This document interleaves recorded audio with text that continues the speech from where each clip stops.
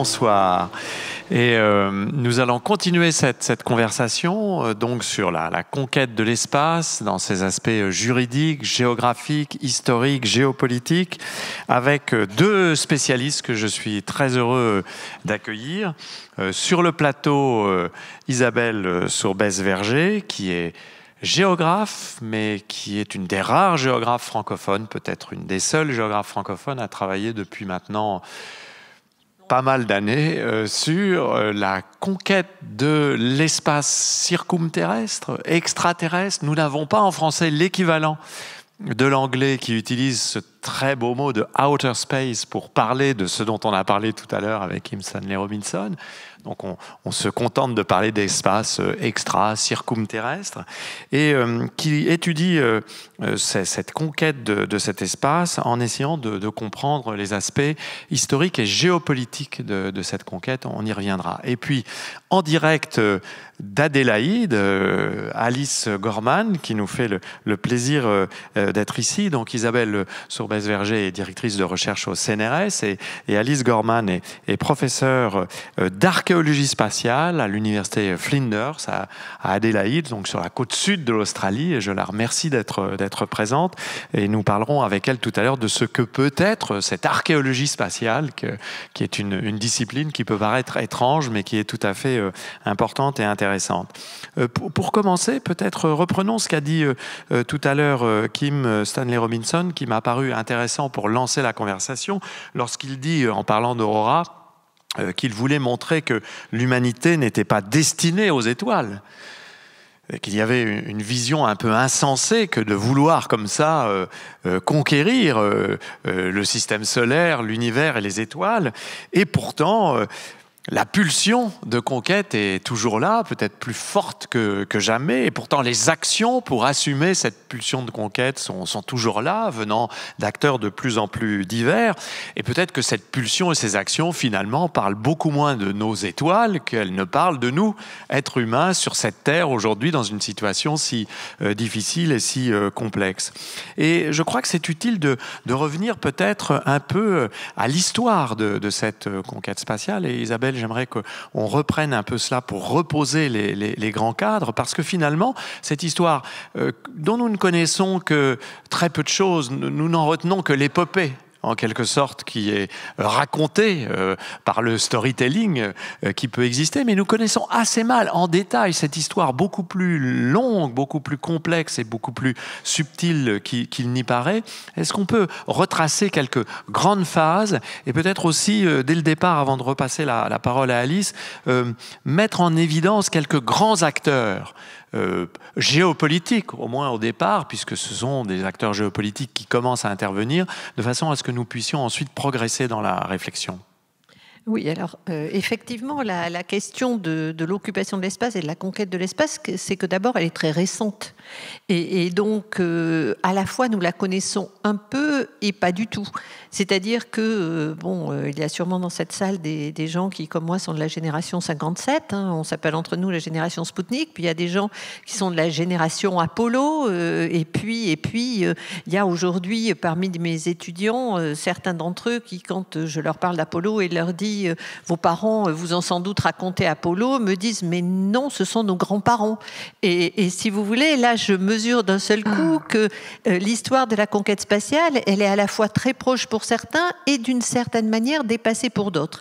Et ça pose cette question de la manière dont les rêves peuvent reprendre et renaître. Et vous évoquiez effectivement cette idée, est-ce que l'homme est fait pour quitter la Terre et pour aller loin? Et tout compte fait, les gens qui défendent un peu cette idée aujourd'hui, ce sont plutôt des Jeff Bezos ou des Elon Musk en particulier, donc des gens qui ont 50 ans.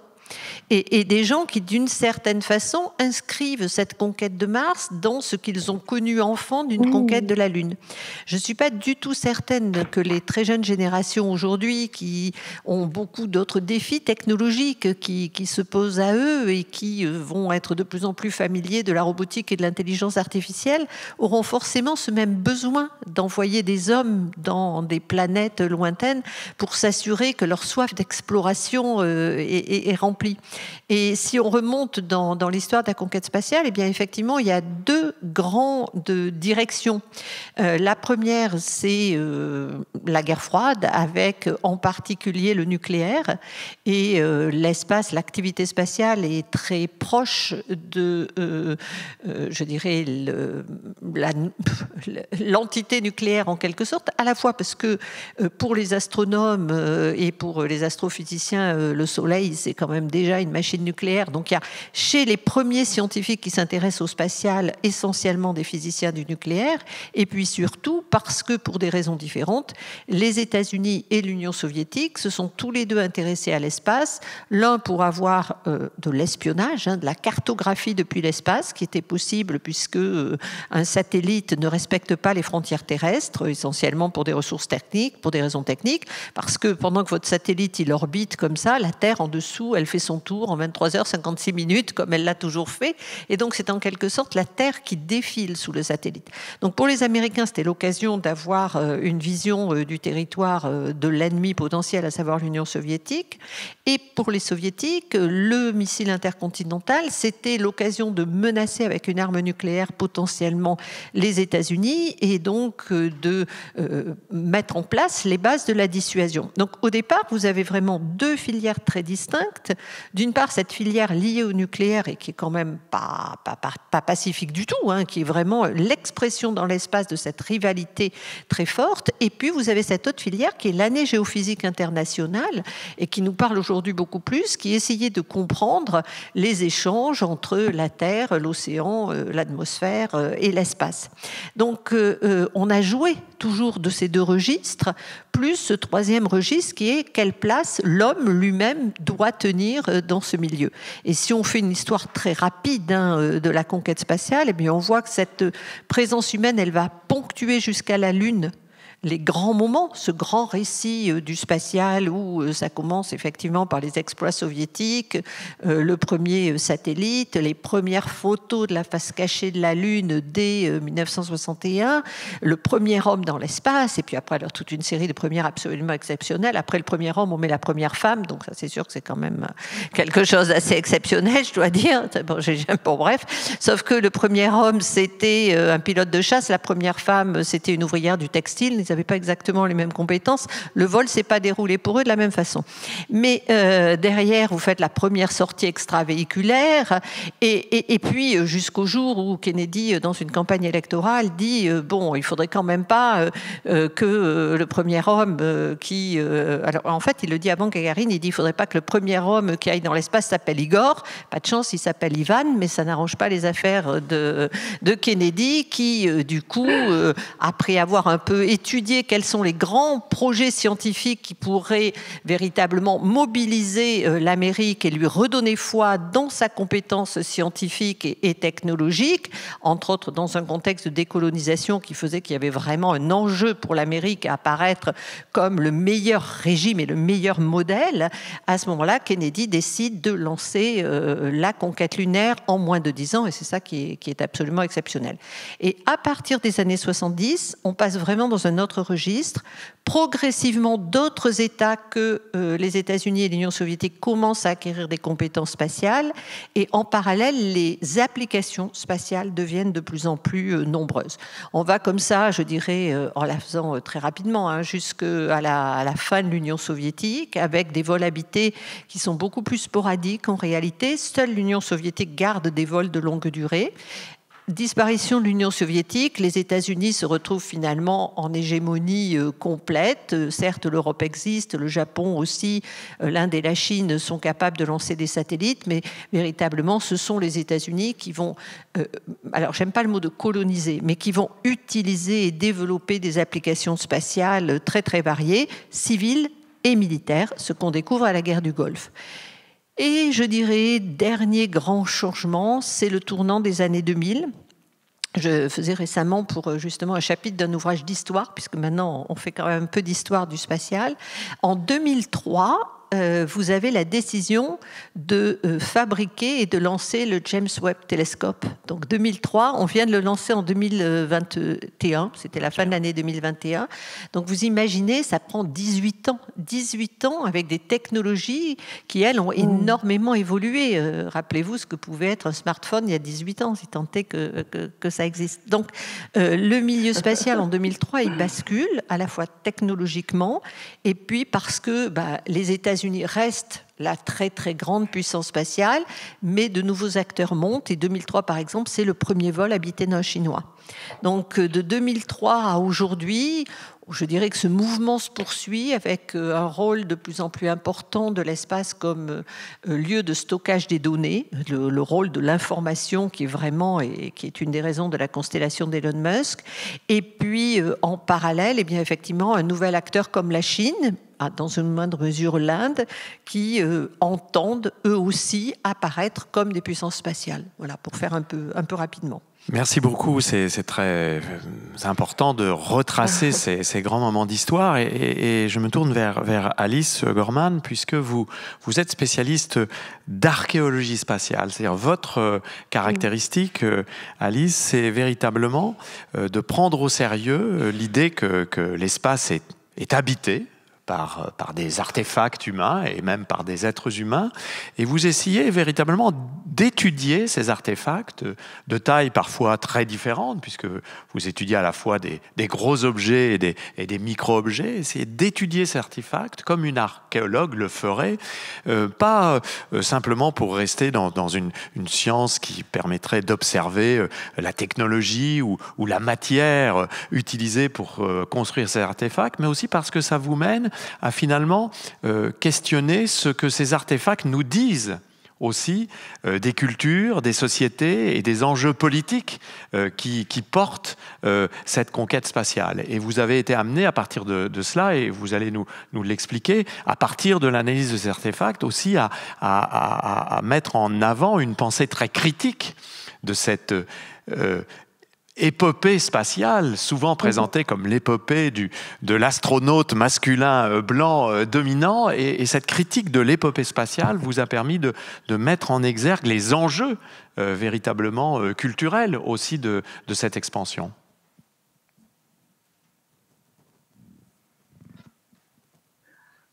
C'est tout à fait ça, oui, c'est exactement ça.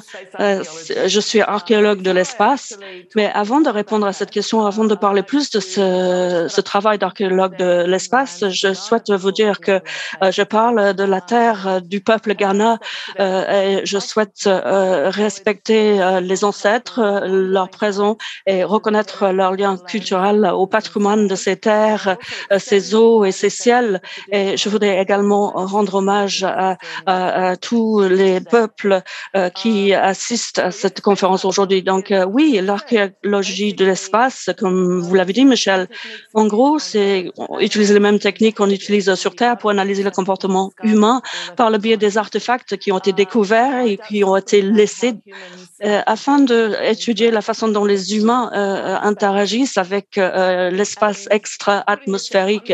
Et pour essayer d'expliquer le contexte et pour essayer de revenir au contexte présenté par Isabelle, je pense que quelque chose qui est réellement très intéressant, c'est avant la Deuxième Guerre mondiale, beaucoup des conceptions de comment les gens allaient vivre en l'espace, c'était basé autour des familles, des cellules familiales. Donc cette idée que des communautés entières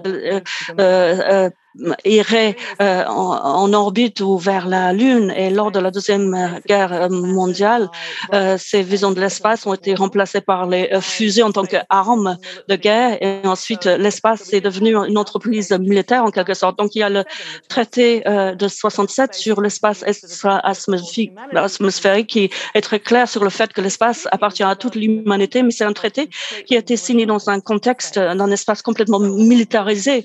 Donc, toutes ces visions vision de l'espace, toutes ces visions de l'espace en tant que espace de l'humanité, un espace où peuvent vivre les familles, les sociétés, toutes ces visions ont été remplacées par ces activités militaires, ces perceptions coloniales également. Et en fait, il est difficile de revenir en arrière. Il y a pas mal de critiques par rapport de ce traité de l'espace atmosphérique et le traité sur la Lune, parce qu'on dit que le fait de partager l'espace avec toute l'humanité est très difficile, voire impossible. Et c'est vraiment difficile à défendre, le fait que l'on partage cet espace. Mais il y a toujours le fait que l'espace a développé et évolué depuis la guerre froide. Marcher sur la Terre, c'est une activité de la guerre froide orientée par des objectifs de prestige nationaliste pour montrer sa capacité, pour montrer cette idéologie et la primauté d'une idéologie par rapport à une autre. Donc, en fait, il faudrait que l'on revienne à cette vision avant la Deuxième Guerre mondiale, où l'espace appartient à tout le monde, à toute l'humanité entière. Et pour en revenir à ce que disait Kim Stanley Robinson, dans la première partie de cette soirée, c'est vrai que moi, je voulais aller aux étoiles comme tout le monde. En fait, j'avais ce rêve d'atteindre les étoiles, mais en fait, je ne suis pas d'accord sur le fait qu'il s'agit d'un instinct humain fondamental. Je pense que le fait de dépasser le système solaire pour atteindre des exoplanètes, je pense que cela fait partie d'un moment très particulier de l'histoire et c'est une vision qui est vraiment basée sur quelques idées très spécifiques. Et nous n'avons pas besoin d'aller aux étoiles. Nous ne sommes pas destinés à aller aux étoiles. Je suis archéologue de l'espace, mais moi, je m'intéresse beaucoup à ces trajectoires humaines. Donc, il ne s'agit pas, en fait, d'une pulsion urgente basée sur le comportement humain et social ou sur les désirs humains et sociaux, parce qu'en fait, nous n'avons pas de preuves pour suggérer qu'il s'agissait d'une ambition qui a réellement existé. Est-ce que ça a existé depuis la nuit du temps? Je ne sais pas, je ne pense pas. Et je pense qu'il y a une tension très intéressante entre les perceptions de l'espace, le fait que l'espace nous fascine et le fait que l'espace est perçu comme étant un espace exotique, une évasion, un échappatoire, quelque part où on peut laisser derrière nous en fait les complexités de la vie humaine sur Terre. Mais tous ces désirs, je pense que ces désirs sont vraiment réellement des désirs, sont opposés par rapport à l'impossibilité d'aller dans l'espace. Nous n'avons pas forcément les technologies dont on a besoin pour survivre dans l'espace à long terme. Nous n'avons aucune technologie qui nous permette de survivre dans l'espace. Alice Gorman, nous reviendrons tout à l'heure sur un certain nombre de points que vous avez déjà évoqués, mais je voudrais revenir, Isabelle, à quelque chose que vous citez dans un article que vous avez publié récemment dans une revue qui s'appelle Constructif, où vous analysez la question de l'appropriation de l'espace, au sens de l'appropriation foncière. Et vous citez cette phrase tout à fait étonnante d'un grand géographe oublié aujourd'hui, Jean Gottman, qui en 1951, donc 6 années avant l'ouverture de cette aventure, entre guillemets, spatiale, écrivait ceci. La politique des États s'inscrit dans l'espace géographique, c'est-à-dire dans l'espace accessible aux hommes. Il y a une géographie des mers, depuis que les hommes savent naviguer, et depuis qu'ils savent voler, on voit s'élaborer une géographie de l'air. Le jour où ils iront coloniser la Lune ou d'autres planètes, il faudra bien que la géographie s'étende à ces espaces qui sont encore le domaine de l'astronomie. Cette phrase assez saisissante montre que Gottman avait saisi l'enjeu qu'allait constituer en fait l'appropriation de l'espace, l'espace étant quelque chose de tout à fait équivoque en ces termes, puisque l'espace n'a pas de limite, n'a pas de quadrillage, de carroyage. C'est quelque chose qui n'est pas, justement, en principe, comme le sol peut l'être, facilement découpable en morceaux. Et pourtant, il y a une géopolitique de cet espace, à la fois l'espace circumterrestre et bien entendu aussi l'espace de la Lune, et des enjeux géopolitiques qui sont tout à fait considérables. Oui, et ce que vous soulignez est important. J'ai mis d'ailleurs cette phrase de Gottman à l'entrée de ma thèse, parce que finalement, ce qu'il oublie dans cette partie-là, c'est l'espace circumterrestre qui n'est pas la Lune. C'est-à-dire que Gottman ne parle pas d'espace, il parle de la Lune. C'est très intéressant. Et je pense que quelque part, il met en avant un élément, un point très pertinent. Quand vous êtes géographe et que vous voulez penser un nouveau milieu, puisqu'en fait, c'est de ça dont il parle, finalement, on peut penser les airs, on peut penser la mer, mais il n'arrive pas à penser l'espace lui-même. Il pense un point d'arrivée, en quelque sorte. Et il pense une planète, enfin il pense un corps céleste sur lequel on va pouvoir faire des choses, sur lequel il y a de la géologie, sur lequel on va se retrouver un petit peu comme un 8e continent de la Terre. Et on trouve à cette époque pas mal d'analyses disant finalement on a fini d'explorer la Terre et maintenant du coup on explore ce qui est peut-être une partie de Terre qui a pu naître de la Terre, etc. etc. Et la partie des orbites à proprement parler, elle n'intéresse pas directement Gottman, qui est un géographe politique très original pour son époque. On trouve aussi, par exemple, chez Hannah Arendt sur la condition humaine, elle ouvre son ouvrage en parlant du Spoutnik. C'est-à-dire que vous avez vraiment à ce tournant des années 50 une prise de conscience chez certains du fait qu'il y a là une nouvelle façon de penser et de nous penser nous-mêmes. Et l'espace, il est vrai, on n'en a pas de définition basse. Par exemple, on a 100 km parce qu'on considère qu'au-delà de 100 km, l'atmosphère est suffisamment raréfiée, mais bon, ça ne veut pas dire grand-chose. Et vous avez une autre définition qui est de dire qu'il faut qu'un objet réussisse à faire au moins une orbite autour de la Terre. C'est-à-dire qu'il puisse réussir à tourner sans être immédiatement attiré par l'attraction terrestre. Et donc ça nous situerait plutôt vers 150-200 km d'altitude. Puis bien évidemment, après, c'est l'espace infini et au-delà. Donc, cette idée de la déjà physique de l'espace, elle n'existe pas bien. Ensuite, une circulation dans l'espace, il faut 6 paramètres orbitaux pour définir une orbite. Donc c'est vrai que quelque part, quand on lit aujourd'hui l'espace est congestionné, surpeuplé, il y a des débris partout, et que vous voyez cette image qu'on a vue beaucoup à cause de l'essai Assatrus, mais pas seulement, où vous avez une Terre qui remplit quand même vraiment le centre de votre image, puis autour, partout, des petits objets qui sont vendus comme des débris. Dans la réalité, il y a des distances énormes, les échelles ne sont pas du tout ce que vous voyez, et en fait, l'espace, il est essentiellement vide, même si je ne mets pas en doute le fait qu'il y ait des milliers de débris, et que c'est un problème pour la circulation et la sécurité des engins spatiaux. Et que par ailleurs, la communauté internationale a mis en place des procédures justement de gestion de ces débris. Absolument, et qu'on va de plus en plus essayer d'établir des normes de comportement responsable et même du trafic spatial. Et il y a voilà, un certain nombre d'études qui sont faites sur ces sujets. Donc cette idée finalement des débris, les agences spatiales, elles sont les premières à tenir à limiter ces débris. Alors les débris, globalement, on appelle tout débris. Hein. Un satellite qui est plus opérationnel et un écrou ou n'importe quoi qui vole dans l'espace suite à l'ouverture du dernier étage d'une fusée. Mais ces débris, au bout d'un moment, alors ça dépend de l'altitude où ils sont et ça dépend de leur masse, mais ils finissent par être attirés par la Terre et à brûler dans l'atmosphère. Et donc aujourd'hui, on a à peu près un seuil de remplacement entre les débris qui disparaissent et les débris qui apparaissent qui est à peu près équilibré. Tant qu'il n'y a pas de collision en chaîne, c'est ça la grande question. Mais pour en revenir à donner quelques éléments concrets, de 1957 à aujourd'hui, je ne sais pas combien vous imaginez que d'objets ont été lancés dans l'espace, hein, d'objets artificiels, mais il y en a 12 000. C'est pas énorme.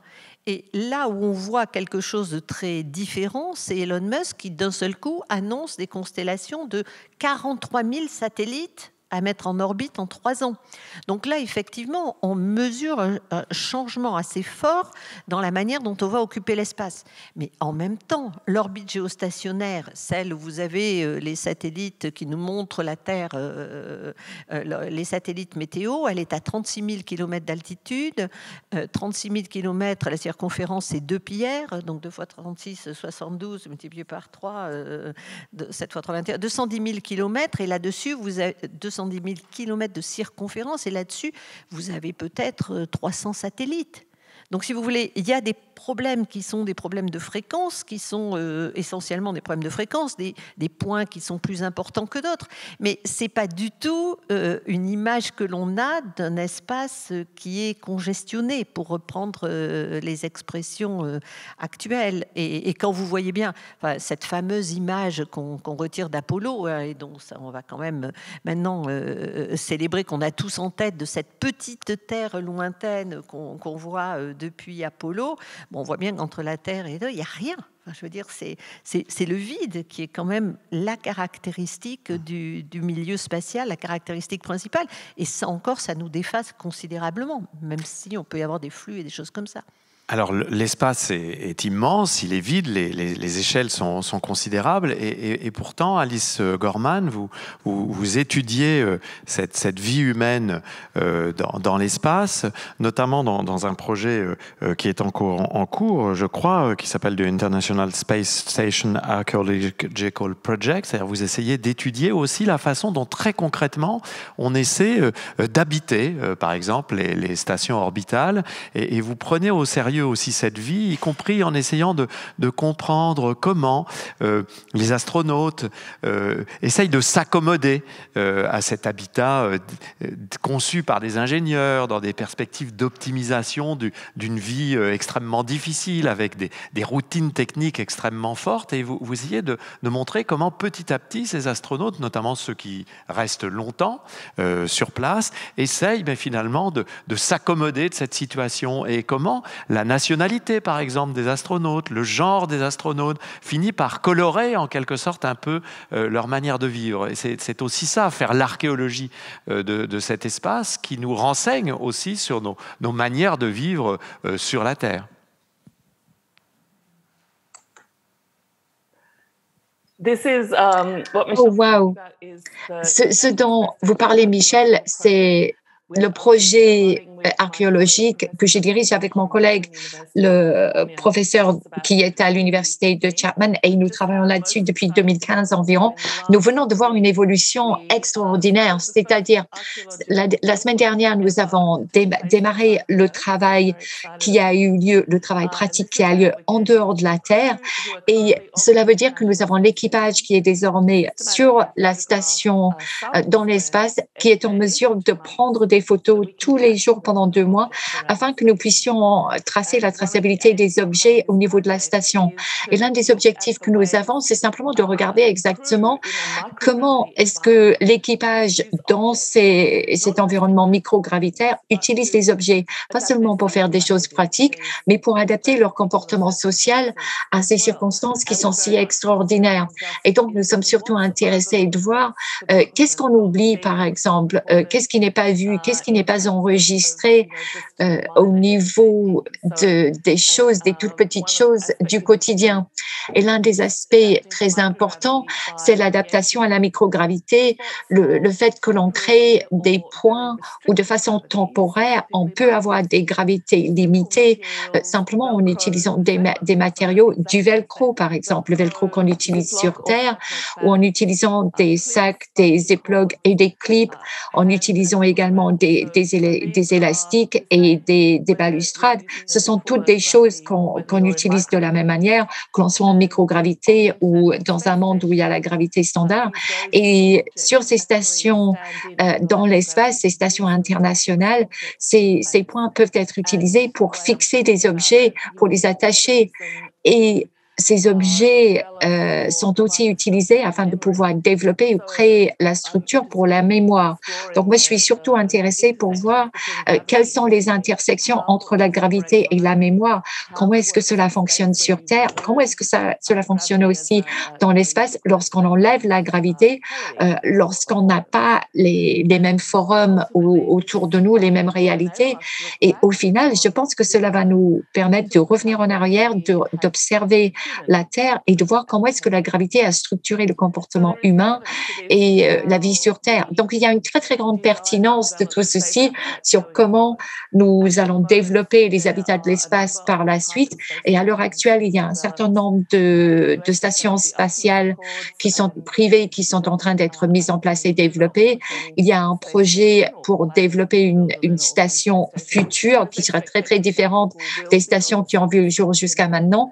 Nous imaginons que d'ici 10, 20 ans, il y a des personnes qui se rendront bel et bien sur la Lune et il va falloir pouvoir les accueillir. Donc, l'archéologie a vraiment quelque chose à proposer, à savoir comment concevoir ces endroits où les êtres humains vont pouvoir habiter. En tant qu'archéologue, on fait attention aux matériaux, on a une culture de longue date, on a toute une histoire où nous avons observé comment est-ce que les êtres humains ont utilisé les matériaux d'un point de vue pratique, d'un point de vue social, de l'époque paléolithique jusqu'à l'époque actuelle. Donc, je pense que nous sommes en mesure de donner un point de vue unique et nous sommes très, très intéressés par ces premiers travaux archéologiques dans l'espace. Pas de conclusion pour l'instant, ça se passe depuis moins d'une semaine, mais j'espère d'ici peu, nous allons pouvoir formuler des analyses d'ici quelques mois avec des découvertes très intéressantes. Peut-être qu'on saura dire des choses incroyables que personne n'a dit par le passé sur comment l'équipage s'adapte au quotidien et en tenant compte de la microgravité. C'est intéressant d'essayer justement de prendre cet espace comme un espace habité pleinement. Et vous savez qu'ici, à l'école urbaine, cette question de l'habitabilité nous intéresse. Nous avons là donc des conditions à la fois extrêmes, mais Alice Gorman nous montre que malgré ces conditions extrêmes, qui peuvent ressembler à des conditions parfois de vie de laboratoire sur l'Antarctique, comme disait Kim Stanley Robinson, nous avons des tactiques et des techniques permettant à ces êtres humains d'essayer de composer avec ces conditions de vie extrêmement difficiles. Et vous évoquiez tout à l'heure, Isabelle, cette fameuse photo de la Terre vue d'Apollo, dont on va fêter bientôt le 50e anniversaire, en décembre 1972. Cette photo a été prise, Blue Marble, et l'anniversaire le demi-siècle est pour dans quelques mois. D'ailleurs, nous le fêterons à l'école urbaine de Lyon parce que cette image nous est chère. Et on se rappelle que les expéditions vers la Lune étaient des expéditions qui plaçaient les astronautes dans des situations de très grand inconfort. Hein. Les modules lunaires étaient finalement des petits bricolages techniques. Pourtant, on voit qu'aujourd'hui, la Lune redevient un enjeu. Avec cette fois-ci peut-être de tout autre moyen et de toute autre ambition, parce qu'on a parlé d'Elon Musk tout à l'heure, de SpaceX. Certains vont désormais jusqu'à ouvertement affirmer la possibilité de prendre pied sur la Lune et de prendre place, et même d'aller jusqu'à terraformer Mars, hein, donc transformer Mars en espace habitable. On y songe également pour la Lune, avec de nouvelles techniques, une nouvelle puissance, de nouveaux designs spatiaux que Alice étudie également, portés par certaines grandes entreprises. La Lune redevient un enjeu géopolitique, avec de nouveaux acteurs géopolitiques, des acteurs privés. Comment analysez-vous justement ce retour en quelque sorte de la Lune au centre des préoccupations de ceux qui s'intéressent à l'espace? Parce que c'est un retour qui n'était pas forcément aussi aisément prévisible que cela il y a quelques années, où la Lune était un peu un objet nostalgique qui nous racontait une épopée, mais qui était une épopée passée. Il y a un regain d'actualité de la Lune. Alors, il y a un regain d'actualité de la Lune, mais on revient un petit peu sur ce que disait Jean Gottman, c'est-à-dire qu'en fait, la Lune est le seul satellite naturel de la Terre.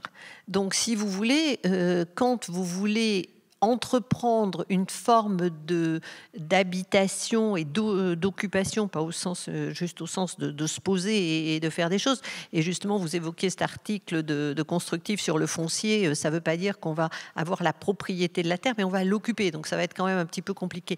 Mais en tout cas, le fait de revenir sur la Lune, ça répond à des logiques complètement différentes.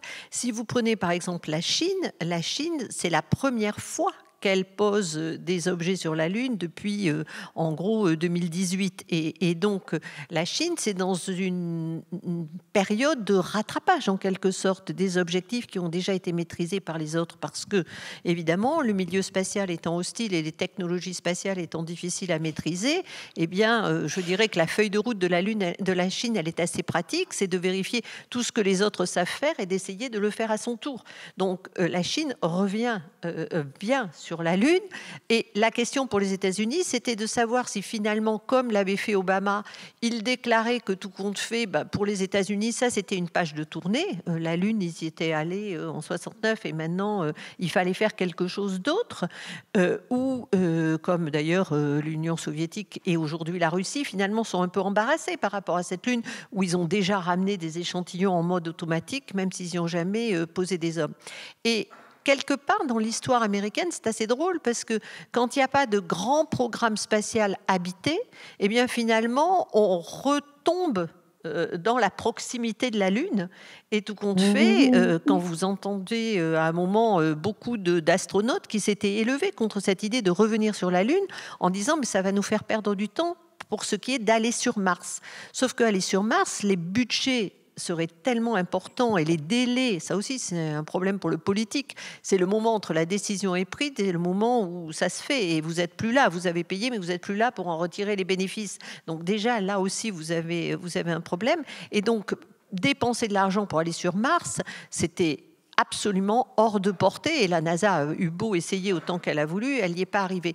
Donc si les Chinois vont sur la Lune, si les Américains n'ont plus un grand programme martien, et ben finalement il n'y a pas beaucoup de destinations où on peut envoyer les hommes. Pour l'instant on tourne en orbite autour de la Terre, on revient vers la Lune. Et c'était très curieux de voir la manière dont le Congrès américain a vendu cette histoire de retour sur la Lune comme la nécessité pour les États-Unis d'y être parce que la Chine allait y aller. Sauf qu'ils y avaient déjà été.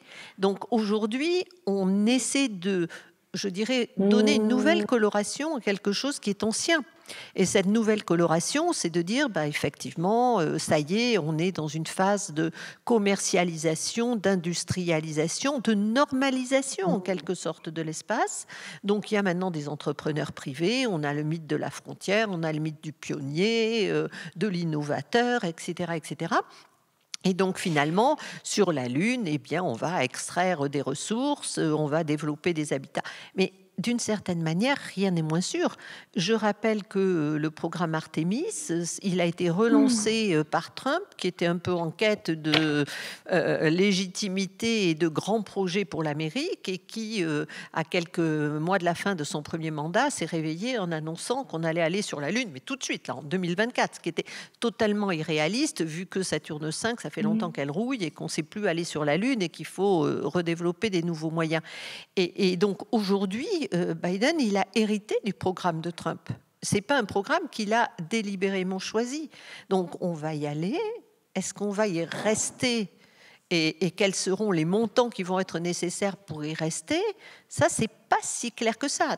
Toutes les études aujourd'hui qui parlent de la possibilité pour des acteurs privés d'investir sur la Lune annoncent qu'il faut 20 ans d'investissement public régulier avant que les acteurs privés puissent faire quelque chose. Et si vous avez bien noté, Elon Musk il dit des colonies sur Mars, mais il ne dit pas les colonies sur la Lune. Donc cette histoire de la relation à la Lune, elle est quand même vraiment compliquée.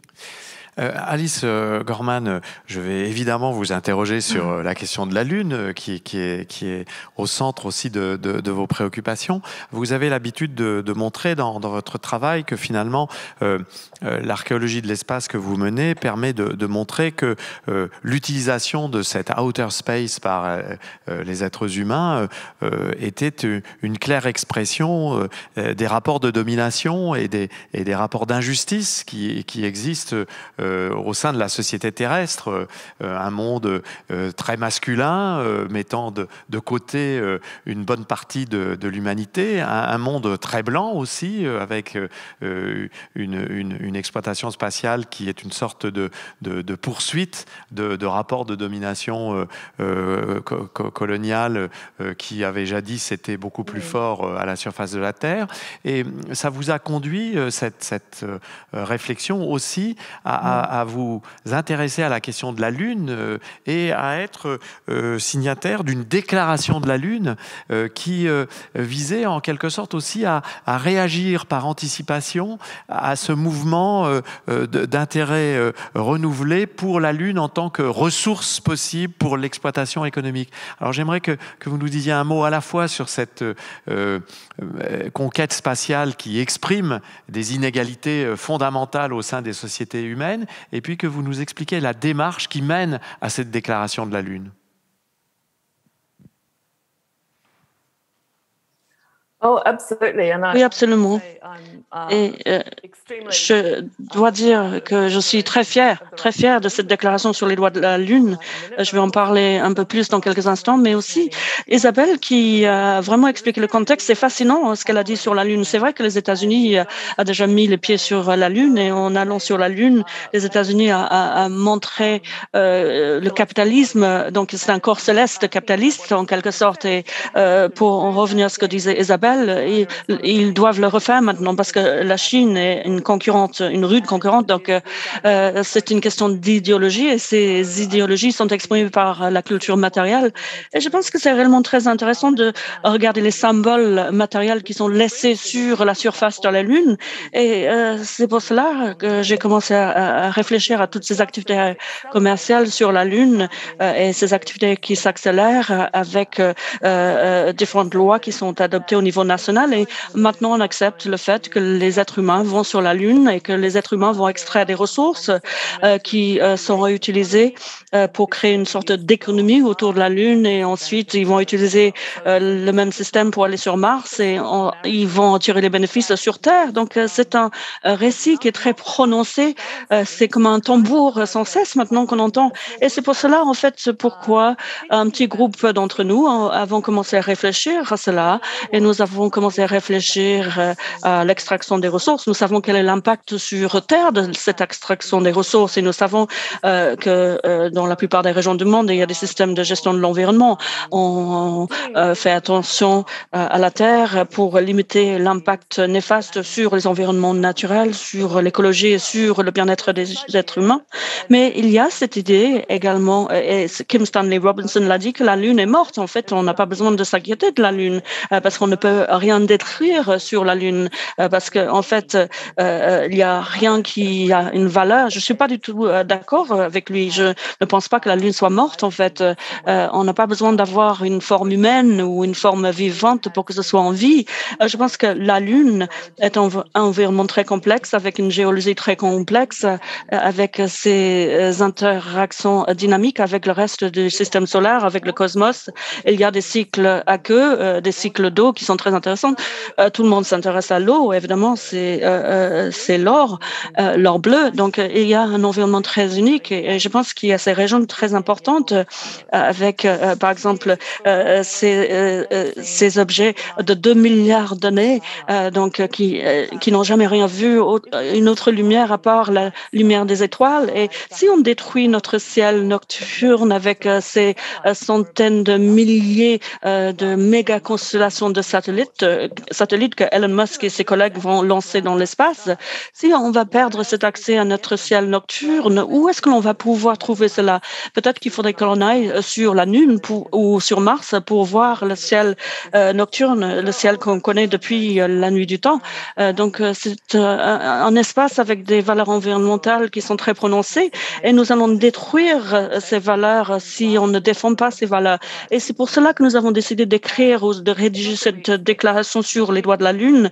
C'est pas parce que l'on souhaite donner une capacité juridique ou un statut juridique à la Lune, ou c'est pas pour permettre à la Lune d'affirmer ses propres droits ou d'arrêter les expéditions sur la Lune, mais en fait le but est vraiment de contrer ce discours très dominant qui consiste à dire que la Lune est là pour faire tout ce que l'on veut faire avec la Lune. Donc si j'ai le temps, je vais peut-être lire ces droits de la Terre Donc, ce sont des droits fondamentaux avec l'existence dans son univers, le droit d'exister, de persister, de continuer ces cycles vitaux sans être endommagés par les êtres humains, le droit de maintenir l'intégrité écologique, le droit de rester un espace ou un corps céleste paisible à tout jamais. Donc, il s'agit là en fait de concepts très simples, mais maintenant que nous avons écrit ces concepts, maintenant que ces concepts sont rédigés, évidemment, il faut prendre en considération ces concepts, même si nous nous attendons pas à ce que toute l'industrie spatiale adopte cette déclaration sur les droits de la Lune. Nous attendons à ce que l'industrie spatiale présente ses arguments, ses contre-arguments pour dire pourquoi c'est OK de détruire la Lune et comment cela va affecter l'avenir. Mais je pense qu'il est réellement très important d'avoir ce document qui défend les droits de la Lune.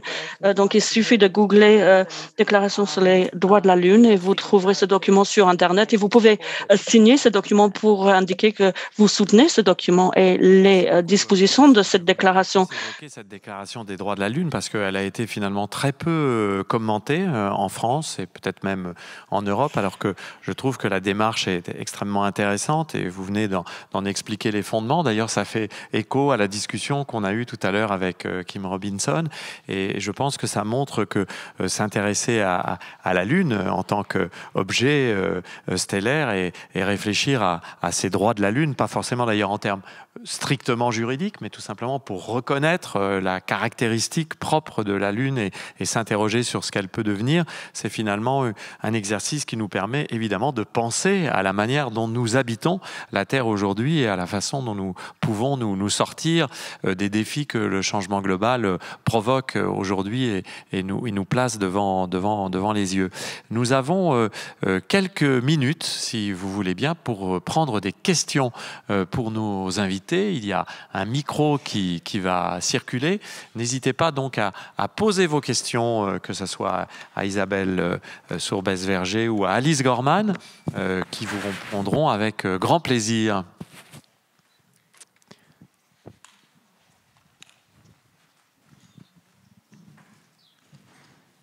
Et précisez à qui vous posez la question ou si la question est posée aux deux, n'hésitez pas à le dire non plus.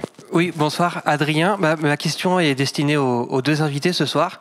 Je voulais savoir si, notamment pour faire le lien avec l'invité précédent, il y avait une ou des œuvres de fiction qui les avaient inspirés dans leurs travaux. Ah voilà, une question simple. Y a-t-il des œuvres de fiction qui vous ont inspiré? Peut-être, Adrien, pouvons-nous étendre la question, si je peux me permettre. Avez-vous aujourd'hui un dialogue aussi avec des auteurs de fiction? Parce que j'étais frappé tout à l'heure, Alice, que Kim Stanley Robinson vous cite à plusieurs reprises. Il connaissait visiblement vos approches. Entretenez-vous des relations avec des auteurs de fiction et de même pour vous, Isabelle, sans vouloir être indiscret, mais en tout cas la question me paraît intéressante. Isabelle peut-être ou Alice en premier? Alice. Okay. Alors, par rapport à la déclaration des droits de la Lune, donc il y a l'écrivain canadien Carl Schroeder qui était impliqué dans cette démarche et qui a beaucoup parlé des entités que l'on considérait comme des entités inanimées, qui ont des droits en fait, qui ont un statut juridique et qui peuvent être intégrées dans des économies. Ces idées qui consistent à dire que la contribution de l'eau, de l'air, de l'oxygène est invisible pour l'économie terrestre, mais ces choses-là doivent devenir visibles comme les forêts et les fleuves. Et je pense que c'est très important de réfléchir comme un auteur. Et c'est vrai qu'il y a des auteurs qui ont été impliqués dans cette démarche, la déclaration des droits de la Lune. Donc, je ne vais pas citer tout le monde, mais c'était un travail de groupe. Et je pense que les archéologues lisent beaucoup de science-fiction. Moi, je m'intéresse beaucoup à la science-fiction parce que vous savez que c'est une fusion d'idées. J'adore cette fusion d'idées et cette fusion d'idées m'influence, même si je le fait pas forcément consciemment, et même si je ne peux pas citer une œuvre particulière qui m'a influencé dans mon travail, mais je pense que les auteurs de science-fiction utilisent les mots et développent les concepts dont nous avons besoin pour décrire ce monde extraterrestre. Donc, c'est réellement très important pour moi d'être consciente de l'importance de la fiction et d'être consciente des contributions de la fiction par rapport à comment nous réfléchissons par rapport à l'avenir. Oui, alors, comment dirais-je, je suis un peu terre à terre. De manière générale, j'ai lu pas mal de science-fiction sans avoir un goût excessivement prononcé pour ce genre. Mais ce qui m'intéresse, moi, c'est ce que la science-fiction nous dit des différentes approches. Alors, puisqu'on parle d'un ouvrage en particulier, moi, je parlerai de peut-être Le problème à trois corps, qui est ce seul ouvrage de science-fiction finalement chinois traduit. Il y a très peu de science-fiction chinoise. Et c'est très intéressant parce que la manière dont est présentée la relation de la Terre et je ne vais pas spoiler parce que c'est 3 tomes de 700 pages chacun, donc vous pensez bien que je vais vous laisser le plaisir de les lire, mais c'est extrêmement intéressant de voir comment finalement l'idée de base, c'est que la Terre doit rester cachée. Et ça, c'est vraiment très loin de tout ce qu'on peut lire dans les autres romans de science-fiction. Après, il y a toute la science-fiction classique que je trouve intéressante, qui est celle des régimes imaginaires que l'on met sur les autres planètes. Mais en fait, ça, c'est jamais que des régimes utopiques qu'on signale ailleurs. Mais en particulier, vous avez pas mal d'auteurs russes avant la révolution russe qui se projetaient beaucoup dans ce genre-là.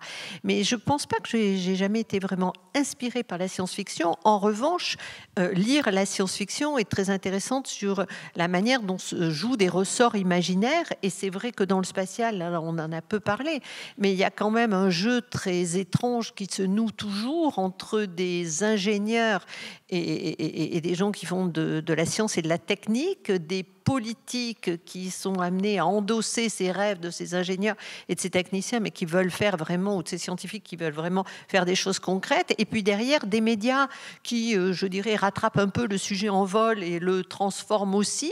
Et à la fin, un public qui se retrouve avec quelque chose de très prédigéré et souvent des idées assez fausses. L'idée de l'ultra-militarisation de l'espace ou ce genre de choses-là, on ne sait pas l'occasion d'en parler.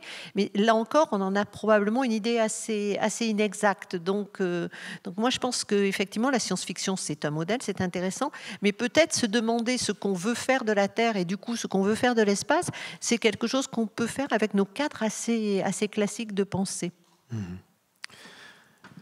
Merci. Une autre question? Oui, il y a 2 questions, 2 mains qui se sont levées. Alors, dans l'ordre, il y en aura pour tout le monde. Je vous en prie, monsieur. Oui. Bonsoir à tous. 2 questions pour nos invités. La première, la position de l'Europe vis-à-vis de la conquête de l'espace.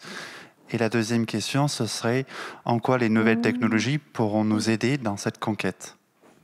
Merci. Alors, donc une question sur la position de l'Europe, une question plutôt géopolitique et une question plus technologique sur les nouvelles technologies et leur rôle aujourd'hui dans la relance peut-être de la conquête spatiale. Isabelle, peut-être sur la position de l'Europe?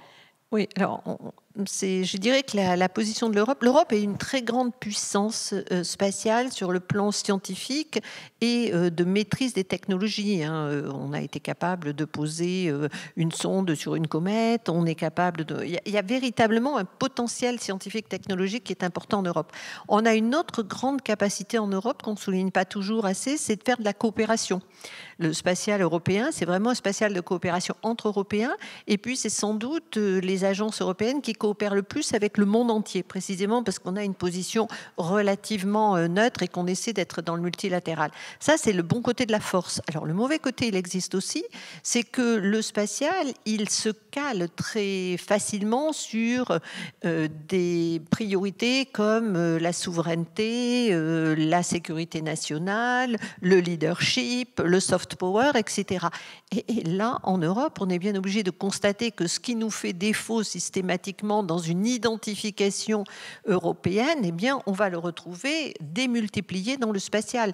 Nous allons célébrer aujourd'hui Thomas Pesquet, mais les Anglais vont célébrer Tim Peake, les Italiens vont célébrer, je ne sais plus le nom de cette... c'est une femme.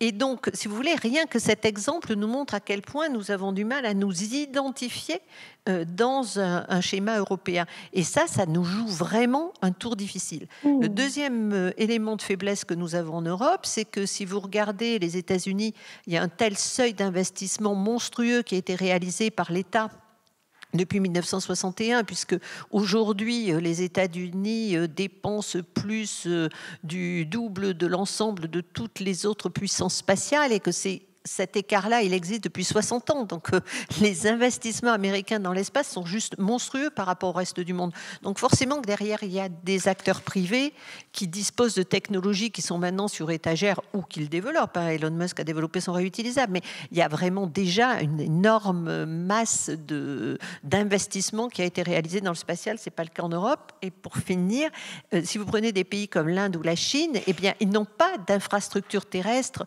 dans le domaine de l'observation ou dans le domaine des télécoms. Or, nous, en Europe, nous sommes extrêmement bien dotés. On n'a pas besoin de satellites de télécom pour se connecter à Internet. Ça vient en plus. Là où en Chine, c'est une nécessité.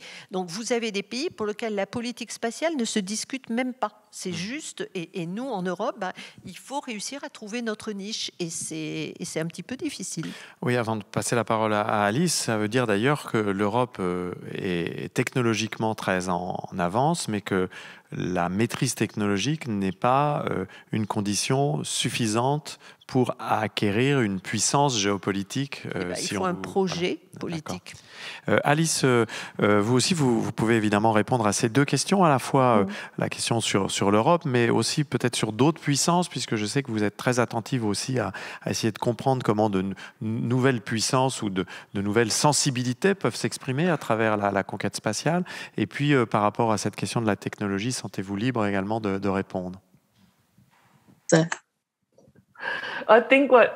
Wow. Je pense que ce qu'a dit Isabelle, c'est absolument fascinant au niveau de l'Europe qui finance son identité dans le monde de l'espace.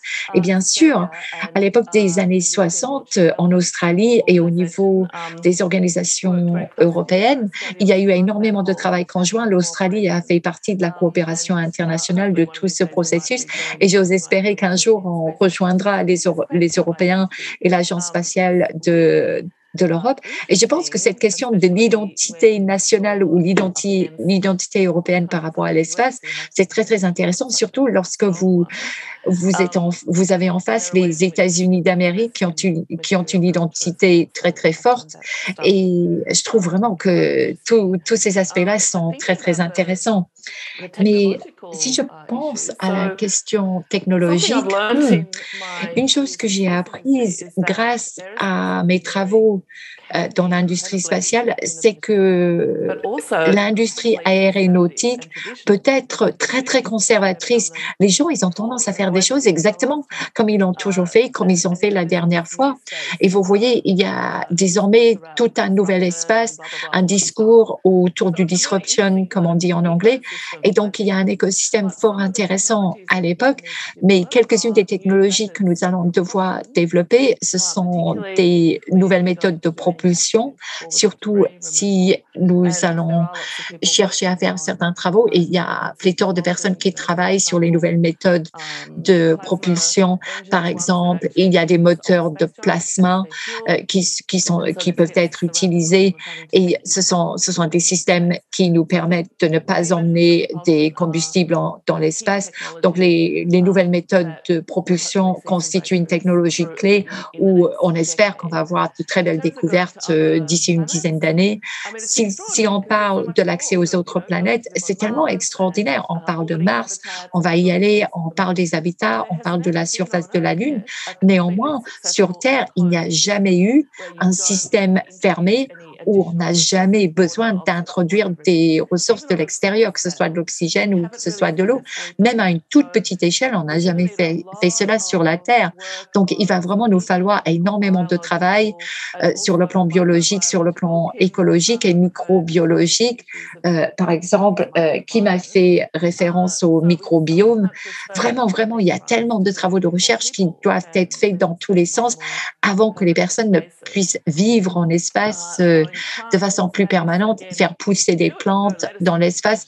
Bien sûr, on peut le faire. On peut faire pousser des laitues dans la station spatiale, mais est-ce qu'on peut le faire pendant des décennies? On n'en sait rien. Et est-ce qu'on peut le faire dans un environnement clos? On n'en sait rien. Mais je pense que l'aspect positif de ceci, c'est que quelque part, cela ouvre de l'espace pour une approche non traditionnelle, non professionnelle. Tout le monde n'a pas besoin d'être ingénieur dans l'aérospatial afin de pouvoir apporter une contribution, afin de réunir tous les morceaux du puzzle qui vont nous permettre de nous rendre dans l'espace pour le long terme. Savoir si on doit y aller ou pas, c'est une autre question. Mais au niveau de la technologie, il y a vraiment, vraiment tellement de choses que nous n'avons pas, que nous ne savons pas. Et d'une certaine manière, c'est ça qui est intéressant, justement, savoir que la science va évaluer grâce à l'espace. Ce sera la dernière question que nous prendrons compte tenu de l'heure. Je vous en prie, monsieur. Merci. Gaëtan, moi je me demandais s'il y avait des études prospectives un peu sur les effets géographiques sur Terre de la projection dans l'espace. Donc je pense notamment aux bases de lancement, où on sait que actuellement, les bases de lancement utilisées sont quand même le résultat de passés aussi coloniaux. Je pense à Kourou ou même au Kazakhstan. Est-ce qu'il y a des études prospectives sur les futurs conflits qui pourraient avoir lieu, peut-être, autour de lieux qui sont avantageux pour la projection dans l'espace? Isabelle. Oui. Alors là, je dirais que c'était plutôt aujourd'hui, il y a une pléthore de développement de nouvelles bases de lancement auxquelles on pense.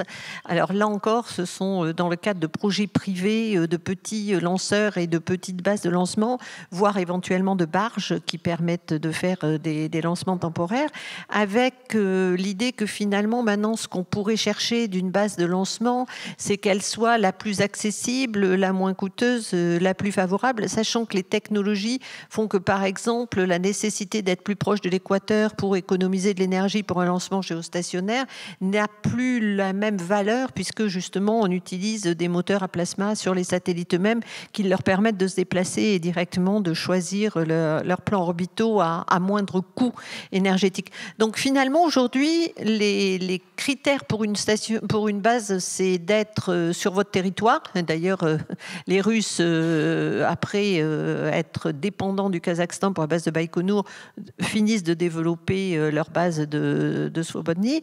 Donc vous avez effectivement cette idée d'être sur son territoire, si possible de ramener de l'emploi, de l'industrie. Donc là, par exemple, on a la base d'Elon Musk, qui est une base privée à Boca Chica, mais qui pose des tas de problèmes parce qu'on voit bien que le gouvernement texan la soutient, alors même qu'elle porte atteinte à une réserve naturelle. Et c'est au motif des emplois qui sont favorisés. On a la base de Woomera en Australie, à laquelle Alice faisait allusion, et qui aujourd'hui n'est pas véritablement réutilisée, mais on a des nouveaux projets de base en Australie. Donc en gros, pour une base spatiale, il faut un endroit un peu vide autour pour quand on récupère les étages, de préférence sous contrôle national, et si possible pas trop loin, mais cette infrastructure terrestre, elle va vraiment dépendre des business plans de ces fameuses entreprises privées. Je crois qu'aujourd'hui, l'Angleterre et l'Écosse, le Royaume-Uni à lui tout seul, doit avoir peut-être 10 projets de base. Donc inutile de vous dire qu'on ne verra pas 10 bases au Royaume-Uni dans les années à venir. Donc le Portugal en a une, l'Espagne en a une. Enfin bon, il y a pléthore de ce genre de bases nationales. Alice, peut-être un élément sur cette question des bases de lancement. Je sais aussi que vous êtes très sensible à cette multiplication des projets dans des espaces géographiques qui n'étaient pas traditionnellement les espaces géographiques choisis par les grandes puissances pour ce lancement.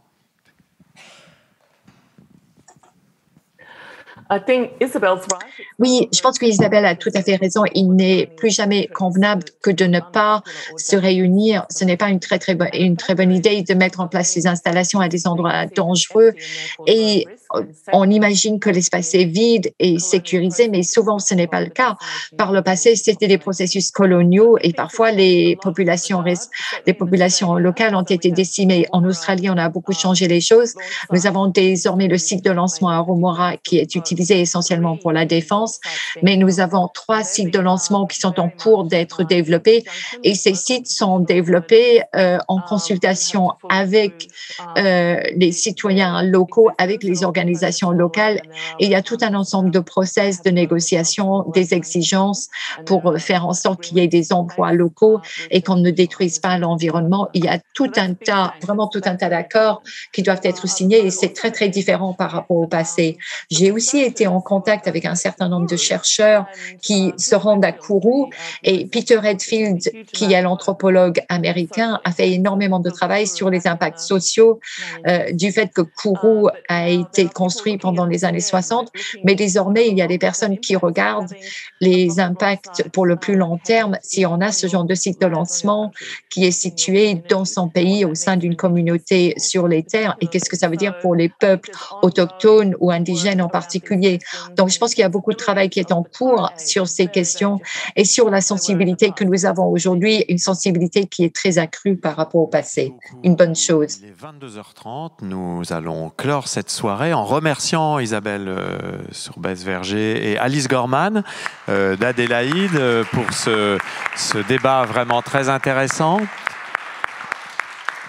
Nous poursuivrons évidemment cette réflexion sur l'habitabilité de cet espace circumterrestre parce que c'est tout à fait passionnant. Je tiens à vous signaler que, comme chaque soir, la librairie Archipel est présente sur place et vous pourrez y trouver notamment quelques ouvrages en traduction de Kim Stanley Robinson. Le livre d'Alice Gorman, Space Junk, n'est pas traduit en français encore, hélas, mais vous pouvez aussi retrouver Alice sur Twitter où elle a un compte très suivi au nom de Dr. Junk Space que vous pouvez suivre et puis l'atlas des satellites que Isabelle avait co-dirigé il y a quelques années avec Fernand Verger est toujours disponible aux éditions Belin et je vous le dis, c'est un ouvrage pionnier sur la question de l'analyse de l'espace circumterrestre, donc vous pourrez le retrouver, si ce n'est ici, du moins dans toutes les bonnes librairies qui pourront accueillir vos commandes. Merci beaucoup, merci Alice d'avoir été avec nous de bon matin d'Adélaïde, c'est toujours un plaisir. À bientôt. Et demain, l'école de l'Anthropocène continue. Merci de m'avoir accueilli. Bonne soirée à tous et à toutes.